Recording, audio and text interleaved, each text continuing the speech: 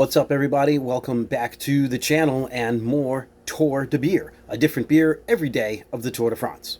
Yeah, almost. You may notice the title that this actually has two stages in it, and that is because I could not do a beer yesterday. So let's just talk about that real quick. I was working at the brewery, late night shift, and before I had a late night shift, I actually showed you guys around the brewery. If you haven't seen that, you can go back and check it in the archives. It was too busy for me to even try and do something like that, and it was too late for me to come home and have a beer because it was just hot, muggy, sweaty, swampy even in the brewery. It's almost like heat training. So yeah, I guess I'll be getting ready for Steamboat Springs by working in the brewery and sweating like crazy. But yeah, it was a lot of water. Some local water. It actually comes from Peterborough, New Hampshire, and another spot in Connecticut. So, New England IPA, hazy. New England water, no, it's clear. So, there was a lot of water and no time to be able to do that, especially because I had to be back into the brewery early this morning. What I like to call the clopen. Those people who are in the service industry, so bars, restaurants, you know the clopen. You close and then you open. So you're there late and then you've got to be there early. Sometimes it happens that way. So today was a clopen for me. So there was no beers last night. We will talk a little bit about the stage, however. It was the time trial.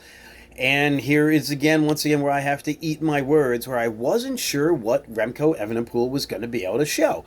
It's his first Tour de France. Yes, he's talented. Yes, he's won things. But he's, talked about amongst the favorites, and I really didn't know what it is that he's going to have.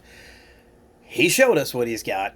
He got time digging into Tade's lead. He put some separation, and as the guys on the TV were saying, he put the rest of everybody else on notice. Remco Evenepoel wins the time trial and looks damn good at it.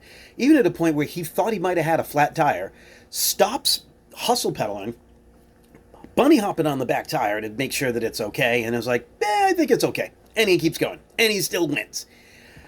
The kid's got talent.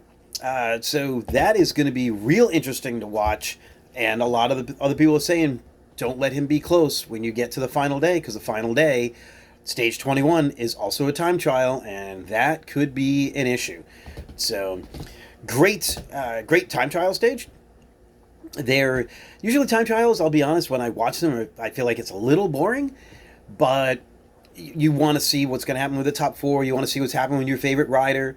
It is interesting to see, people from the teams, so the EF is our American team, and Ben Healy, the Irish champion, man, he had a hell of a ride.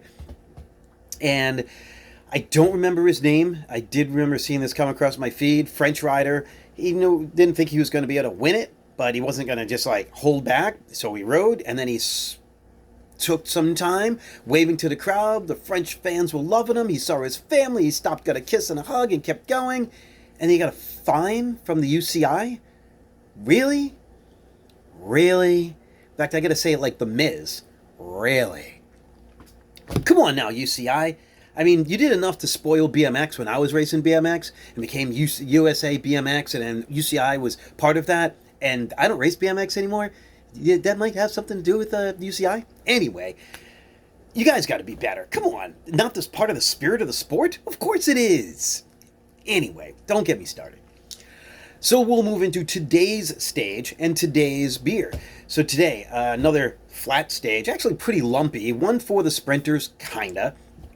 You didn't see a lot of the sprinting teams up there. Did not see Astana in the mix, and I had my laptop at work. So if the angle looks here a little funny, I will caveat, I'm recording this on my phone because my laptop is at work. I brought it to work so I could keep an eye on the race, and I left it there. So anyway, watching on the laptop, watching this lumpy-ish stage, it looked pretty good, and for most of the stage, the polka dot jersey, that's right, the jersey that wins the mountain classification, was in the breakaway and running away from it for a long time, most of the miles. They eventually reeled him in, and it ends up becoming a bunch sprint finish with an uphill, and don't you know, it's the guy who I said I'm going to have to learn how to pronounce his name. Well, they're making me pronounce his name properly because Biniam Girmay gets another stage win. edging out some of the other fast sprinters who are in the group. So, yeah, this guy's going to be a guy to watch. He's got his green jersey. He gets more points leads. Yeah. Speaking of colors, let's take a look at today's beer real quick. So, no label, because I got this straight from the brewery. Like I said, today was super hot and swampy as well. So, I just want something cool and refreshing. This is from the Wachusett Brewing Company. Boom! It is their blueberry ale, 4.5% blueberry ale. So just a straight up ale, nothing fancy to it, regular yeast, not going to be hazy, blueberry added to it. Now, sometimes people will be like, oh, is it natural blueberry? Is it whatever blueberry? Is it Womf? Those in the industry know what Womf is. It's not Womf. Womf is with additional natural flavors, or with other natural flavors. This has Maine blueberries in it. I know, because I got to dump it into the fermenter. It's kind of crazy. And, yeah, nice golden color. Super refreshing beer. Again, 4.5% makes this real easy to go down. And it's been hot and swampy.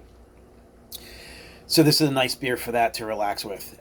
Blueberry ale, 4.5%. Wachusett is also turning 30 years old this year. So they are part of the Finest Kind family. So Swanee Nose and Wachusett are all one and the same now. And it just happens to be that they are also having a 30th anniversary. We're celebrating ours next weekend. They are celebrating theirs, I believe, in the fall. But all under the same umbrella. So ours and theirs is us. So... yeah, 30 years of making traditional ales and lagers all the way around. And they have a pretty good footprint, especially in Massachusetts. So if you're from Massachusetts and in New England, I'm sure you've seen this, using New England ingredients, using the Maine blueberries to be able to throw into this beer. If you want to pair this with some food, again, salad, it's hot, so why not a salad that's got some blueberries? Blueberries and goat cheese on your salad with this, with some grilled chicken. I think that would be really good. It could go even with something with some ribs, with a tangy barbecue sauce. You need a tangy sauce, not a sweet sauce, because this is going to be a little sweet and that'd be too much. You want a tangy sauce. And it's got effervescence to it because the beer will help, the carbonation will help cleanse your palate. So I am going to enjoy this beer after a long, hot day at the brewery. That is today's stage, yesterday's stage, today's beer, yesterday's water. For more, make sure you tune back in.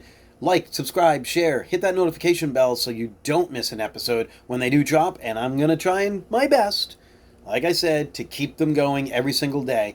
But unlike, I believe it's Matt Patterson, who